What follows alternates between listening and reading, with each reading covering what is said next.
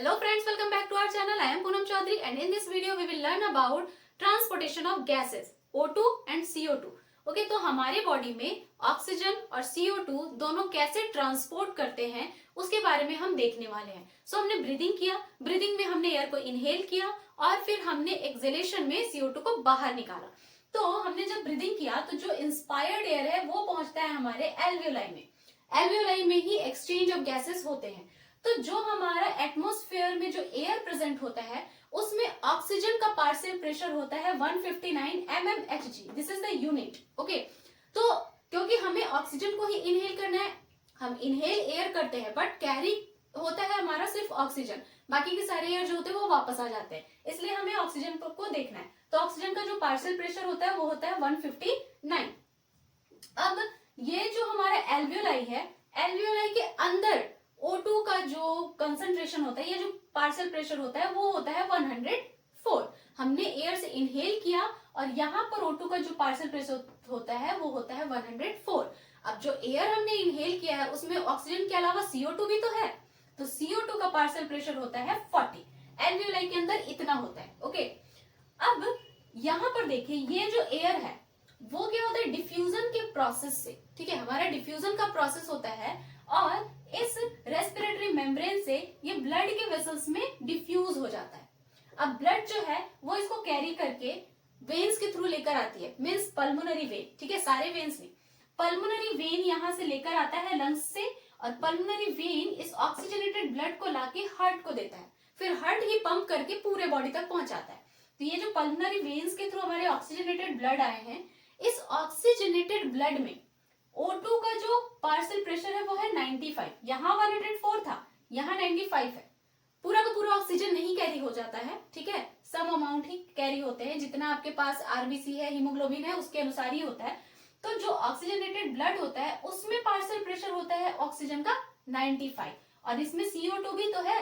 ऐसा नहीं है कि ऑक्सीजनेटेड ब्लड है तो उसमें सिर्फ ऑक्सीजन है, CO2 नहीं है क्योंकि रेस्पिरेशन का प्रोसेस तो चल ही रहा है हर सेल में ना, तो CO2 का प्रोडक्शन तो हो ही रहा है. लेकिन क्योंकि हमने ऑक्सीजन लेकर आया है इसलिए ऑक्सीजन का पार्शियल प्रेशर ज्यादा है 95 और CO2 का पार्शियल प्रेशर 40 है. ओके अब ये हार्ट पंप करता है और हमारे पूरे बॉडी तक इसको भेज देता है ब्लड को. अब टिश्यूज के पास आ जाते हैं ये ब्लड. टिश्यूज के बाद फिर टिश्यूज के पास हमारा दूसरा डिफ्यूजन का प्रोसेस होता है. अब यहाँ पर क्या हुआ, इस ब्लड में ऑक्सीजन का पार्शियल प्रेशर है 95, टिश्यू में ऑक्सीजन का पार्शियल प्रेशर है 40 क्योंकि टिश्यू के अंदर रेस्पिरेशन का प्रोसेस हो रहा है, ऑक्सीजन को यूज किया जा रहा है रेस्पिरेशन के लिए, ग्लूकोज को ब्रेक करने के लिए. तो वहां पर CO2 का प्रोडक्शन ज्यादा हो रहा है, ऑक्सीजन को यूज करके ग्लूकोज को तोड़ रहे हैं, CO2 का प्रोडक्शन कर रहे हैं. तो टिश्यूज के अंदर क्या है, CO2 का पार्शियल प्रेशर ज्यादा है, ऑक्सीजन का पार्शियल प्रेशर कम है. अब देखिए ब्लड में ऑक्सीजन का पार्शियल प्रेशर 95 है, टिश्यू में ऑक्सीजन का पार्शियल प्रेशर 40 है. और हम क्या जानते हैं कि जो गैसेस है वो मूव करते हैं high concentration to low concentration. तो high partial pressure to low partial pressure.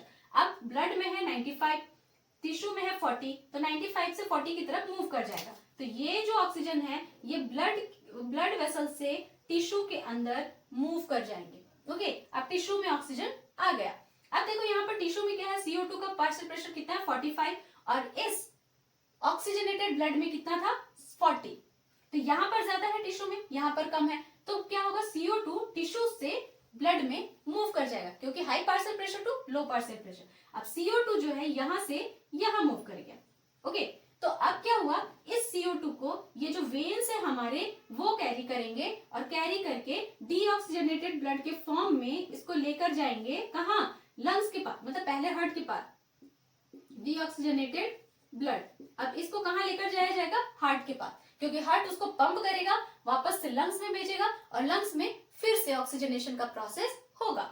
Okay तो यहाँ से ये CO2 को कैरी करेंगे, हार्ट के पास लेकर जाएंगे, हार्ट के जो वेंट्रिकल्स है उसको पंप करेंगे, देन पल्मोनरी आर्टरी के थ्रू वो लंग्स के पास लेकर जाएंगे. लंग्स के बाद पास क्या होगा, यहाँ पर आने के बाद अब यहाँ पर क्या है, यहाँ पर CO2 का कंसंट्रेशन कितना हो गया, CO2 का कितना हो गया यहाँ पर डीऑक्सीजनेटेड ब्लड में, यहाँ से यहाँ था ना 45 हो गया.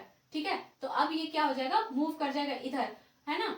अब जितने भी CO2 है वो एल्वियोलाई में मूव कर जाएंगे क्योंकि एल्वियोलाई में कितना है 40 और इसमें कितना है 45 है ना, 45 था ना, तो उसको इक्विलिब्रियम मेंटेन करना है. इसको उसने 45 कर दिया। अब यहाँ से वो मूव कर गया, अब इस ब्लड में है यहाँ पर 45, तो 45 है तो क्या हो गया, यहाँ 40 है, तो ये यहाँ से यहाँ मूव कर गया एल्वियोलाई में, ठीक है। और इस ब्लड में O2 का कंसंट्रेशन कितना है, 40, यहाँ पर कितना है, O2 का कंसंट्रेशन है 40 इस वाले ब्लड में, डीऑक्सीजनेटेड ब्लड में, ठीक है। और यहाँ पर कितना है, 104 O2, इसलिए ये यहाँ से फिर यहाँ मूव कर जाएगा। तो इस तरह करके हमारे गैसेस का ट्रांसपोर्टेशन होता है। फिर इस CO2 को हम एल्वियोलाई से मींस लंग्स से बाहर फेंकेंगे, क्योंकि यहाँ पर CO2 40 है और एटमॉस्फेयर में कितना है, 0.3 mmHg, तो यहाँ पर बहुत कम है पार्शियल प्रेशर, यहाँ पर बहुत ज्यादा है, तो यहाँ से यहाँ बाहर फेंक दिया जाएगा। तो इस तरह करके हमारे गैसेस का एक्सचेंज हो जाता है। नाउ अब ट्रांसपोर्ट कैसे हो रहा है हमारे गैसेस का, अब ऑक्सीजन का ट्रांसपोर्टेशन कैसे हो रहा है ब्लड में। ऑक्सीजन दो तरह से हमारे ब्लड में ट्रांसपोर्ट करता है, एक तो है विथ हीमोग्लोबिन, मींस हीमोग्लोबिन उसको पकड़ेगा, कैरी करेगा और लेकर जाएगा, वो होता है 97%, जिसे ऑक्सी हीमोग्लोबिन कहते हैं हम, ऑक्सी हीमोग्लोबिन, ओके। इसलिए हम हीमोग्लोबिन को क्या कहते हैं, रेस्पिरेटरी पिगमेंट, क्योंकि वो रेस्पिरेटरी गैसेस को कैरी करता है। 3% जो बचा वो in dissolve form with plasma, plasma के अंदर ऑक्सीजन डिसॉल्व फॉर्म में ट्रेवल करता है, तो ये 100% हो गया, ओके। अब क्या है, हीमोग्लोबिन जो होता है, क्योंकि haemoglobin most important particle in this process of transportation of gases, क्योंकि हीमोग्लोबिन नहीं होगा तो ऑक्सीजन आपके बॉडी में नहीं पहुंचेगा। इसलिए अगर ब्लड की कमी होती है तो हमें सांस लेने में दिक्कत होती है, हम चलते हैं तो थक जाते हैं, कोई काम नहीं कर पाते, क्यों, क्योंकि अगर आरबीसी कम होगा, ब्लड कम मीन्स आरबीसी कम, आरबीसी कम मीन्स हीमोग्लोबिन कम, क्योंकि आरबीसी के अंदर ही हीमोग्लोबिन होते हैं, तो आरबीसी कम मीन्स हीमोग्लोबिन कम, हीमोग्लोबिन कम मीन्स ऑक्सीजन को कम कैरी करेगा, ऑक्सीजन कम कैरी होगा तो हमारे बॉडी में रेस्पिरेशन का प्रोसेस कम होगा, रेस्पिरेशन का प्रोसेस कम होगा तो ग्लूकोज कम ब्रेक होगा, और ग्लूकोज कम ब्रेक होगा तो एटीपी का फॉर्मेशन कम होगा, इसीलिए हम थक जाते हैं, एनर्जी नहीं होती बॉडी में, और उसको हम एनीमिया कहते हैं, ओके। तो हीमोग्लोबिन क्या होता है, एक टेट्रामर स्ट्रक्चर है जो कि क्वार्टरनरी स्ट्रक्चर है। हीमोग्लोबिन के पास दो चेन होते हैं, दो अल्फा चेन, 4 चेन होते हैं, दो अल्फा चेन, दो बीटा चेन, ओके, इसीलिए इसको हम बोलते हैं अल्फा 2 बीटा 2 स्ट्रक्चर। अब हीमोग्लोबिन एक पॉलीपेप्टाइड चेन होता है, पेप्टाइड, ठीक है, अमाइनो एसिड जुड़ जुड़ के पॉलीपेप्टाइड बनाते हैं ना, तो ये पॉलीपेप्टाइड चेन होता है। उसके बाद ये ऑक्सीजन जो है वो हीमोग्लोबिन के साथ ही बाइंड करता है, और यहाँ H होगा, मैंने G लिख दिया, हीमोग्लोबिन के साथ ही बाइंड करता है। 1 हीमोग्लोबिन कैरी 4 ऑक्सीजन। नाउ ये हीमोग्लोबिन का जो स्ट्रक्चर होता है, इसमें क्या होता है, 2 अल्फा चेन होते हैं, this is alpha, this is alpha, this is beta, this is beta, okay. ये अल्फा चेन, ये बीटा चेन, और इसे ग्लोबिन ग्रुप कहते हैं। ये प्रोटीन का बना होता है, ग्लोबिन प्रोटीन, ओके। और हर एक चेन के ऊपर एक हीम ग्रुप लगा रहता है, ठीक है, क्या लगा रहता है, हीम ग्रुप मीन्स आयरन लगा रहता है, इस तरह करके हर एक चेन के साथ। तो 4 हीम ग्रुप हो गए एक हीमोग्लोबिन में, है ना, this is the haem group, group लगा रहता है, ठीक है, मीन्स Fe2+। अब आप जानते हो कि जो ऑक्सीजन होता है वो हीम ग्रुप के साथ जुड़ता है, मीन्स ये जो हीम ग्रुप है ना, ये आयरन वो हीमोग्लोबिन को, वो ऑक्सीजन को कैरी करता है। तो कितने, एक हीमोग्लोबिन के पास कितने आयरन ग्रुप है, मीन्स हीम ग्रुप है, वो है 4, तो हर एक ग्रुप जो है एक ऑक्सीजन को कैरी करेगा, हर एक ग्रुप, ठीक है। तो एक हीमोग्लोबिन कितने ऑक्सीजन को कैरी कर रहे हैं, 4, मीन्स अगर आपके पास Hb4 का मतलब हीमोग्लोबिन 4 चेन के साथ, Hb4 के साथ अगर एक O2 जुड़ेगा तो क्या होगा, Hb4O2 मीन्स 25% सेचुरेशन मीन्स कितना वो भरा है, मीन्स उसके पास जितना जगह है वो उसमें कितना भरा है, मीन्स एक हमारे पास गाड़ी है, ऑटो है, उसमें 8 लोग बैठ सकते हैं, 8 से ज्यादा नहीं बैठ सकते, सीट उसके पास 8 का ही है, ठीक है। अगर उसमें से 2 लोग बैठे हैं, अभी 8 में से 2 लोग बैठे हैं, तो वो ऑटो में अभी और 6 लोग बैठ सकते हैं, है ना, मतलब वो 25% सेचुरेटेड है, अभी और जगह है। तो अगर एक ऑक्सीजन जुड़ता है हीमोग्लोबिन के साथ मीन्स वो 25% सेचुरेटेड है। फिर इसी हीमोग्लोबिन के साथ एक और ऑक्सीजन जुड़ जाता है तो क्या हो जाता है, Hb4O4 मीन्स 50% सेचुरेटेड है। उसके बाद Hb4O4 में एक और ऑक्सीजन आके जुड़ा तो Hb4O6 हो गया मीन्स 75% सेचुरेटेड, मतलब 3 सीट भर गया, एक सीट बचा है अभी।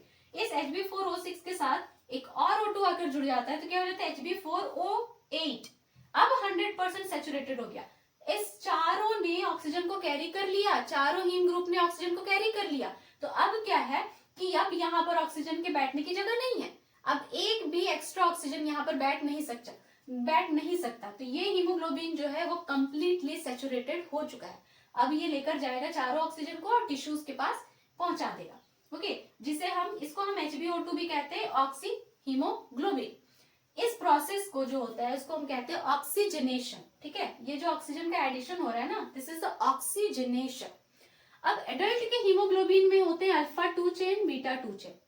फीटल के हीमोग्लोबिन में क्या होते हैं, जो फीटस होता है, जब वो वुम्ब में होता है एक बेबी, तो उसके ब्लड में अल्फा 2 और गामा 2 चेन होते हैं उसके हीमोग्लोबिन में। ठीक है, affinity of foetal Hb2 carry oxygen. अब यहाँ अलग है, ज्यादा है, चेन मतलब अलग है, तो एफिनिटी क्या हो जाएगा, ऑक्सीजन के साथ बाइंड करने की, मीन्स कितने जल्दी से वो बाइंड कर सकता है, और एडल्ट के हीमोग्लोबिन के मुकाबले तो ये बहुत ज्यादा होता है, greater. Affinity of foetal Hb2 carry oxygen is greater then to affinity of adult Hb2 carry oxygen. हमारा जो हीमोग्लोबिन है वो जितनी जल्दी ऑक्सीजन को कैरी कर सकता है, उससे ज्यादा अच्छे से और ज्यादा सैचुरेटेड हो सकता है हमारा फीटल हीमोग्लोबिन, वो ज्यादा से ज्यादा ऑक्सीजन को कैरी कर सकता है। हीमोग्लोबिन जो एडल्ट के होते हैं वो ऐसा नहीं कि पूरे के पूरे, अगर 4 ग्रुप है तो वो ऐसा नहीं है कि चारों के चारों ऑक्सीजन को बैठाकर लेके जा रहे हैं। ठीक है, वो पूरा 100% सैचुरेटेड नहीं होते हैं, इसीलिए तो हमें एनीमिया की प्रॉब्लम होती है। सो ये था transport of oxygen. If you like the video then hit the like button and stay tuned for the transport of CO2 and do subscribe my channel for more such type of video. मिलते हैं next video में, तब तक के लिए bye bye and take care.